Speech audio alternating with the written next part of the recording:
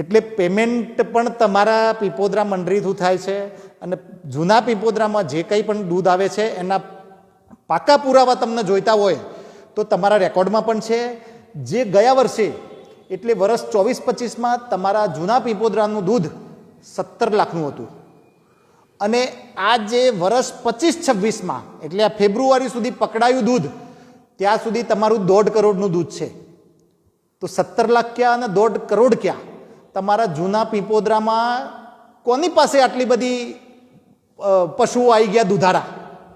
એક પણ પશુ નથી. ગઈકાલે મેં 25 તારીખે પીપોદરા જૂના પીપોદરા મેં જાતે મુલાકાત કરી છે. દરેક પશુપાલકોને મળ્યો છું હું. ત્યાંના સ્થાનિક લોકોનું કહેવું છે કે અમારા ગામનું 200 લીટર દૂધ છે માત્ર, અને બાકીના એમાંથી ઘણા લોકો તો પીપોદરામાં અને આજુબાજુની મંડળીઓમાં ભરાવે છે. એટલે ત્યાં બિલકુલ તમારા ગામનું દૂધ નહિવત છે અને તમામ દૂધ ડુપ્લિકેટ છે એ તમે કહેતા હોય તો હું આવીને સાબિત કરી દઉં. પૂરો રેકોર્ડ અને મારી ટીમ સાથે આવીશું.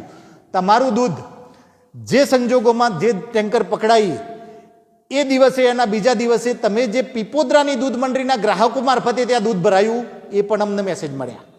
એટલે તમે હવે જે લોકોને ગેરમાર્ગે દોરી રહ્યા છો તમે સાચા છો એવું સાબિત કરવા માટે, તો આ વાત સાથે અમે બિલકુલ સંમત નથી અને પશુપાલકો પણ સંમત નથી.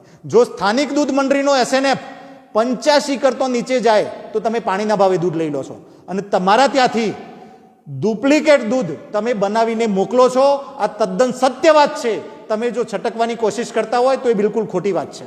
તમારે સાબિતી જોઈતી હોય તો હું મારી ટીમ સાથે તમારા ગામમાં આવીશ, તમારા દરેક પશુપાલકોને મળીશ અને તમારા પશુપાલકો કેટલું દૂધ ભરાવે છે અને આજે કેટલું દૂધ છે એ તમારી GCMFની ટીમ આવી જાય અને સાબિત કરી બતાવું. એટલે તમે મહેરબાની કરીને હવે લોકોને તમે સાચા છો એવું સાબિત કરવા માટે બીજા લોકોને ખોટા સાબિત નથી કરો. આપના પોતાના પ્લેટફોર્મ લલકારને લાઈક કરો, ફોલો કરો, સબસ્ક્રાઇબ કરો અને શેર કરો.